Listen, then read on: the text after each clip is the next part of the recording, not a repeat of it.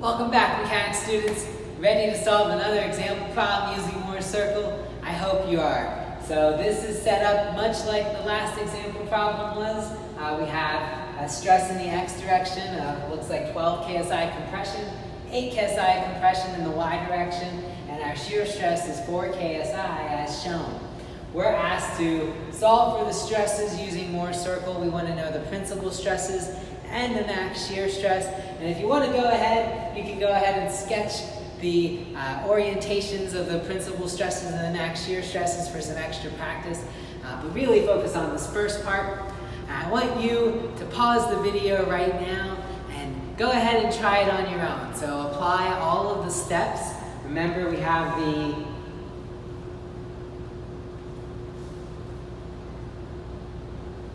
seven steps to plotting Mohr's circle. So hopefully you can just walk through these steps, plot Mohr's circle, and solve for the principal stresses and the max shear stresses. I'm very confident you can do it. You know why? Because you're a survivor, you're not gonna give up, you're not gonna stop, you're gonna work harder, you're a survivor, you're gonna make it, you're gonna survive, keep on surviving.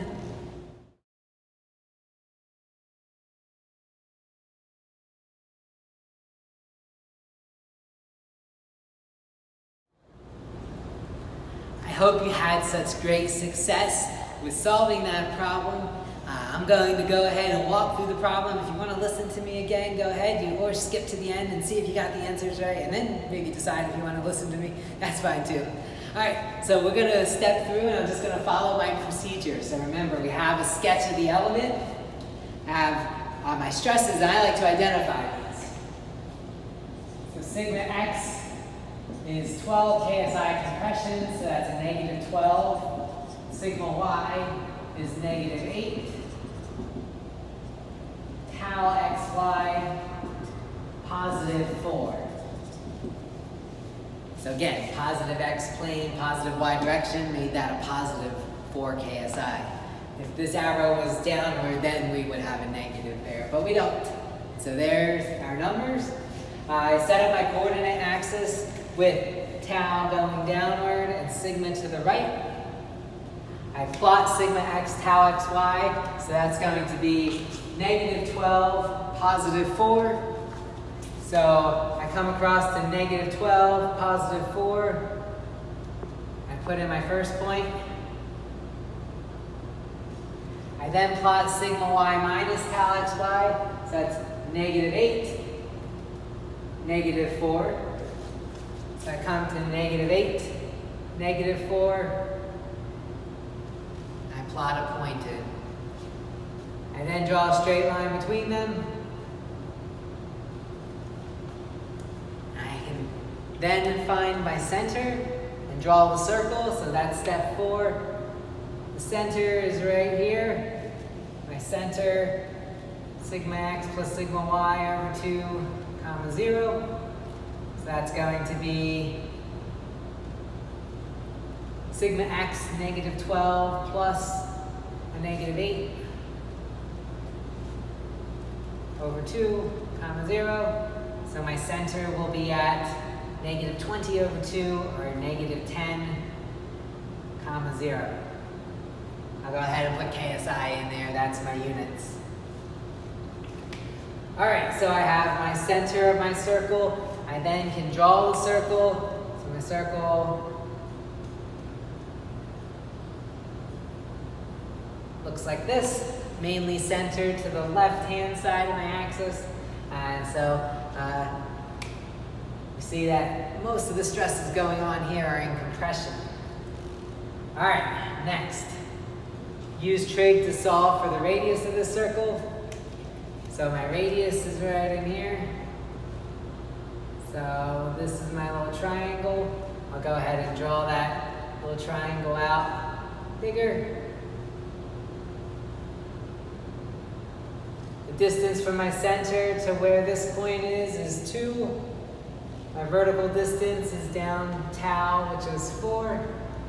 So my radius, r squared equals 2 squared plus 4 squared. So my radius is going to equal the square root of 20, which is 4.472 KSI.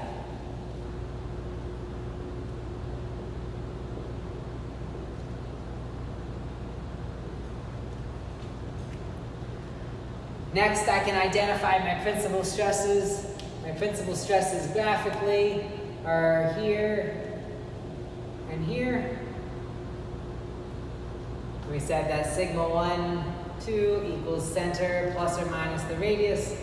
My center is negative 10 plus or minus 4.472 KSI. So sigma 1 is going to be negative 10 plus this. That's going to be 6. Let's look at negative 5.528 KSI. And sigma 2 will be negative 10 minus this, or negative 14.472 KSI.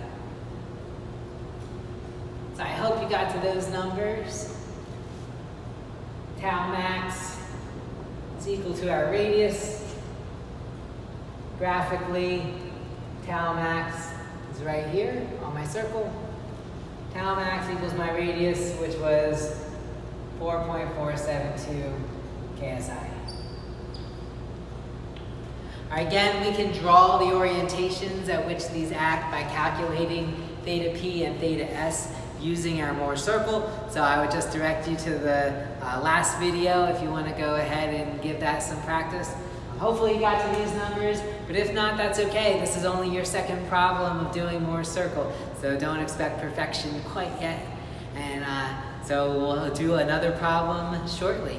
All right, it's been a pleasure talking through Mohr circle with you, and I hope you're super excited about using it, and hopefully you find drawing these circles even kind of fun.